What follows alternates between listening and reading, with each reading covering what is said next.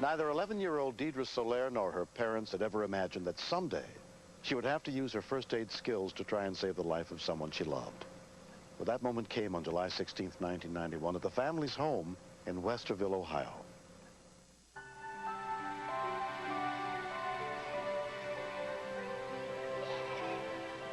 On that evening, 9-year-old Stacy and her 3 sisters were playing in the pool. We were seeing who could make the biggest splash off the diving board. Sabrina, my littlest sister, was the judge. The oldest of the 4 girls was Deidre. We go into the pool almost every day, and we were just playing and having a good time.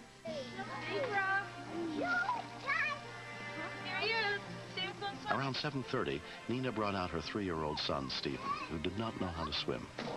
All of them were having a big time, and Stephen wanted to go be with his sisters, so I got his swimsuit on.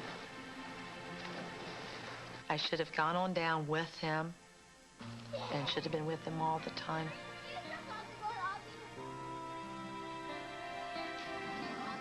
We were just sitting down talking over dinner like we usually do. About the only time when the children aren't around.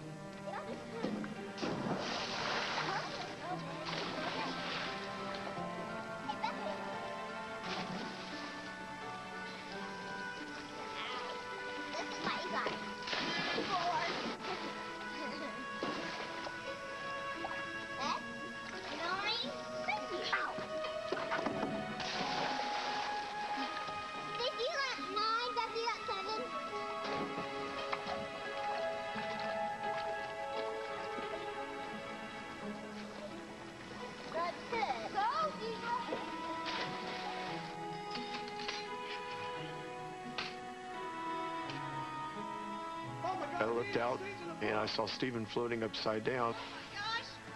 Stephen, get down there! Stephen, the pool! I heard my dad scream, so I just started swimming down at the end. Hurry! Deidre!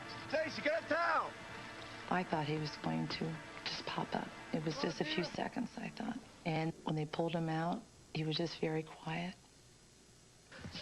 Give me your stuff. Stephen was on his stomach, and so we just kind of turned him over. 20 a minute. I immediately felt for a pulse. There was no pulse. There was nothing. I was dead. At that point, I thought my son had drowned. I was just hoping against hope that that hadn't happened, but I couldn't let my emotions take over. He needed my help. Nina called the local sheriff's department. Delaware County Sheriff's Department. My 3-year-old son is in our swimming pool. He's not breathing. We're trying CPR. Please get someone here as soon as possible. Volunteer rescue workers from Genoa and Harlem townships were sent to the scene. My dad didn't do CPR because he didn't take the class in about 20 years, so I decided that I would do it since I took it just about 2 weeks ago.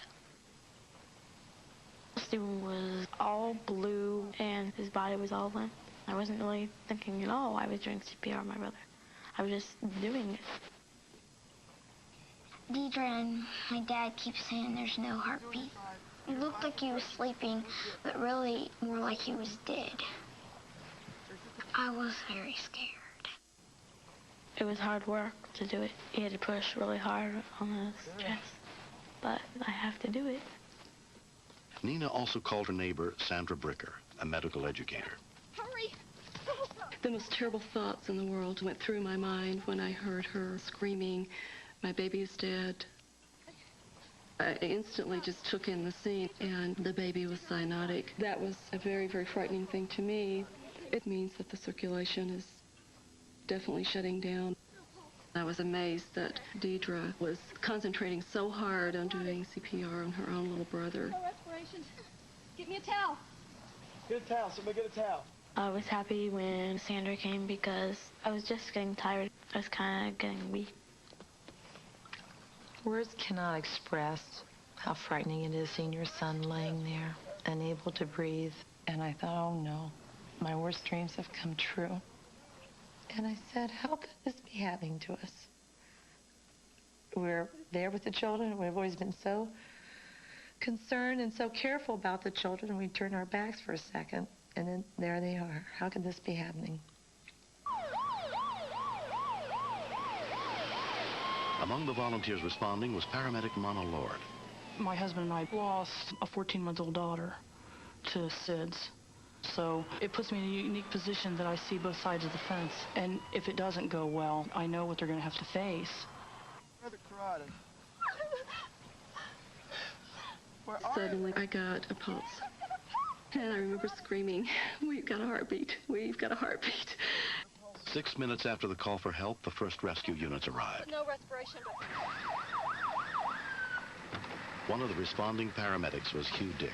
We were very much afraid that we didn't have anything in our favor because of the distance we had to travel. So you planned for the worst scenario. We need an airway. But when we got there, we found the neighbor had done CPR. The boy's older sister had done CPR. He was basically holding on his own.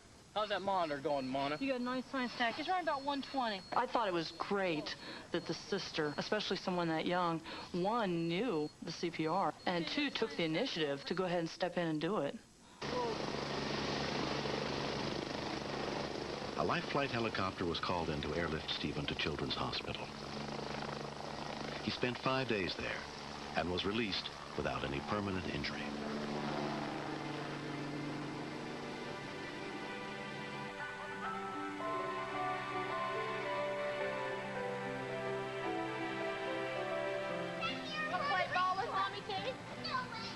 I'm very proud of my sister of what she did for Stephen. Stephen is back to normal. He does everything he did before. And very wild. The gross part was when I had to put my mouth over his mouth and do CPR because he's my brother. It's gross to do it on your brother. Children can be trained to do safety measures and life-saving techniques, and quite often can do it better than we can. 2 months after the accident, the Soler family had a party for all the people who helped save Stephen's life. See this glasses here? It was just a miracle of miracles. Everything fell into place. Sandy was there, Deidre was there, and the rescue people came as quickly as they could. We're so thankful. He's alive. What's down here? Yeah, your pee-pee? Well, yes. Paramedics, EMTs, they all go through a lot of intense training, and most of them are volunteers. But after a while, you need to be compensated in some way, and money will never take it. The feeling of holding on to Stephen and watching that family is the best compensation you'll ever receive.